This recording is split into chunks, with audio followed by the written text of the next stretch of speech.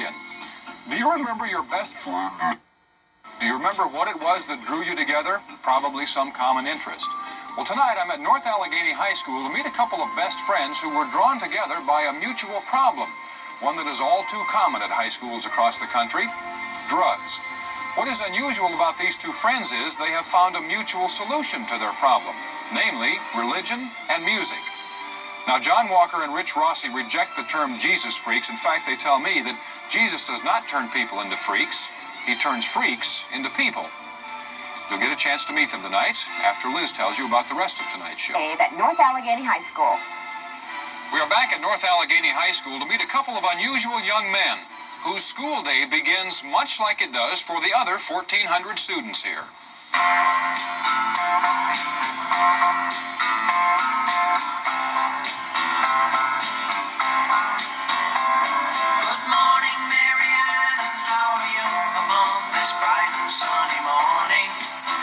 A lot of friendships in high school, the hi, how you doing kind, and some a lot deeper than that.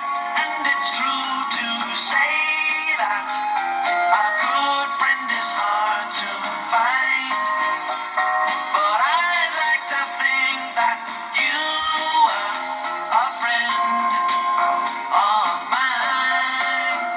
Here is one of the two friends we're talking about. His name is Rich Rossi, and his friend John Walker. Just how and why these two became friends boils down to two frightening stories with the same ending. John and I both at the same time reached a point in our lives where we felt the bottom was falling out of everything. For John, of course, it was this accident, and I had a really bad experience that left me empty. Well, when I had my accident, I dove into a creek and I was paralyzed immediately. And the doctors said that, this would be permanent. My father's a musician, and I'd grown up with that, and I really enjoyed playing music for people, but I really had a problem. That was I was scared stiff of crowds and people, and so I found a way to calm my nervousness, and that was by taking just a tranquilizer or something to calm me down. And it was just a mild tranquilizer. Did you have an experience with drugs? Was that part of the reaching the bottom with you? Yes. It didn't give me any satisfaction or peace. It really didn't do anything for me.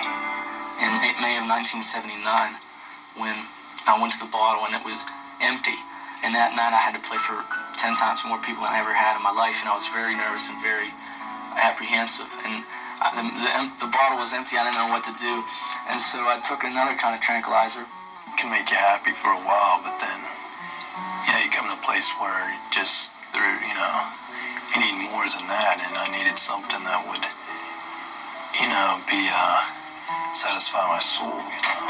I took about 5, and then before I went on, I drank like some Southern Comfort, which went down really smooth, and before I knew it, the two were fighting each other in my system, and after one song, I fell over. I think people should realize that it's not funny or it's not strange to reach a point in your life where you say, there must be more to life than this, And I guess that's what we were trying to say. You believe to me, though we were dead, yet shall we live.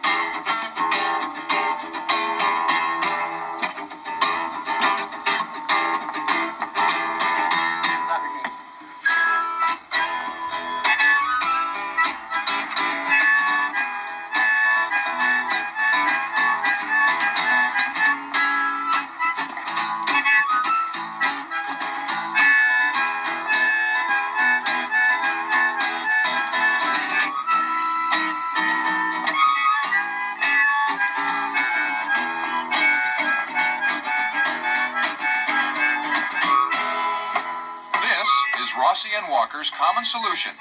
They have written more than 70 songs together about their salvation, and will play and sing them to just about anyone who'll listen. We find that prayer is, works a lot more wonders and helps out the problems a lot more than just getting stoned and forgetting about it, Sex and drugs and rock and roll are all cancer to the soul.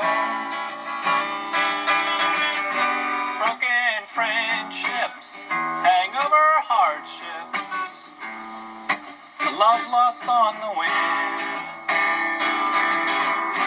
Cocaine byways, marijuana. How many of the people that you go to school with, out of the 1,400 at North Allegheny, how many really believe that? That sex, drugs, and rock and roll is not the be-all and end-all, and that there is something more, and they've discovered what I it is. think a lot of them do, but they don't let on. John, thinking back before the accident, the kind of a person you were back then, without the accident and what has happened to you since in your faith, what kind of a kid would you have turned out to be today? I don't know. I might be a high school dropout. I don't know. This is going to sound really weird. I've thought about it a lot. I think if it wasn't for meeting Jesus at that one point, I think I'd probably be dead. I know one thing, I wouldn't be playing music. Just how many of their fellow students share Rossi and Walker's religious beliefs, how many simply like their music, or simply prefer sitting here to sitting in study hall, is impossible to tell. But there is one song they do that leaves few eyes dry and feelings untouched. A song Rich wrote for his friend John, the Ballad of Johnny Walker.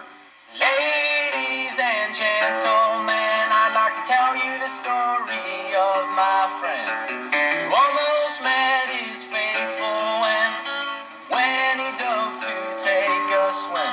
But I assure you, John, my friend, you will someday walk again. Like John said, a lot of people who you would think on the outside would be very hard, I've really broke down and cried like a baby, and when I wrote the song, I really cried.